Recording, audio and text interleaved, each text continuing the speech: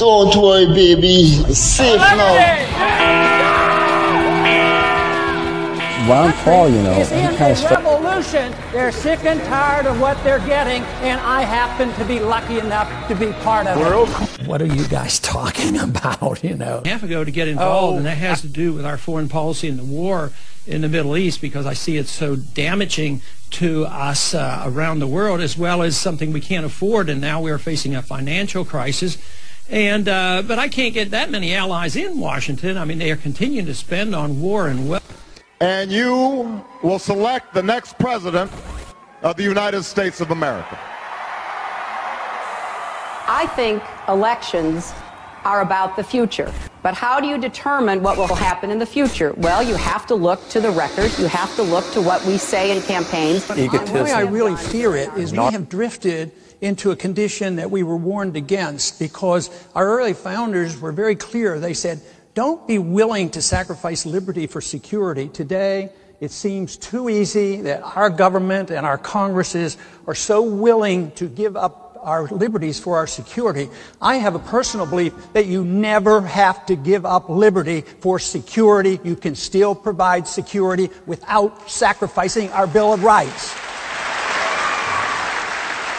I want to bring others. Nation building, we have way too many already. So this is just looking for more trouble. I would say, why don't we mind our own business?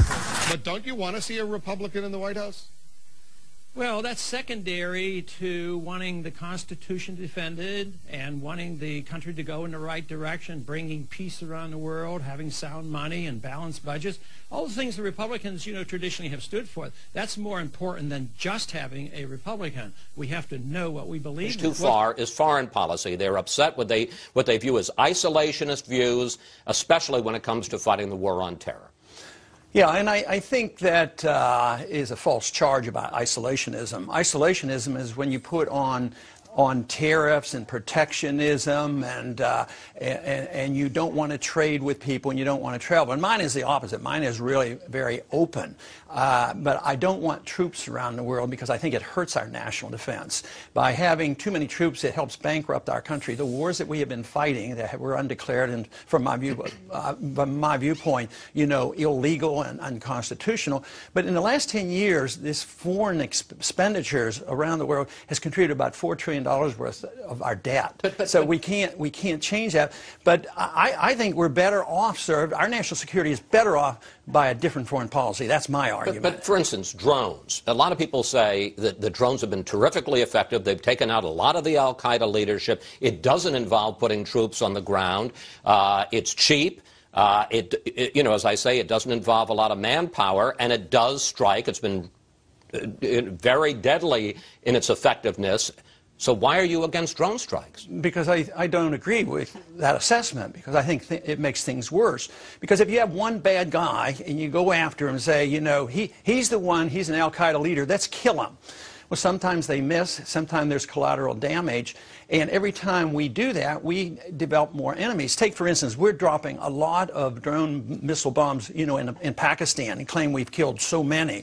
But how about the innocent people die? Nobody hears about that. This is why the people of Pakistan can't stand our guts and why they disapprove of their own government. So we're bombing Pakistan and trying to kill some people, making a lot of mistakes, building up our enemies. At the same time, we're giving billions of dollars to the government of Pakistan, and we're more or less inciting a civil war there. So I think that makes us less safe. For every one you kill, you probably create 10 new people who hate our guts and would like to do us harm. To start nation building, we have way too many already. So this is just looking for more trouble. I would say, why don't we mind our own business? Oh, I think there's a cycle going on here, and I don't think that in particular. I will promise you this. You can take that to the bank. You can take that to the bank. I will promise you this. I will promise you this. Here's what I can tell you.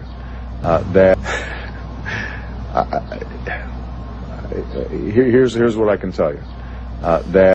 Can you state flatly that you will support the Republican nominee in the off chance that it isn't Ron Paul? Well, you know, probably not unless I get to talk to them and find out what they really believe in. But if they believe in expanding the wars, if they don't believe in looking at the Federal Reserve, if they don't believe in real cuts, if they don't believe in deregulations and a better tax system, it would defy everything I believe in.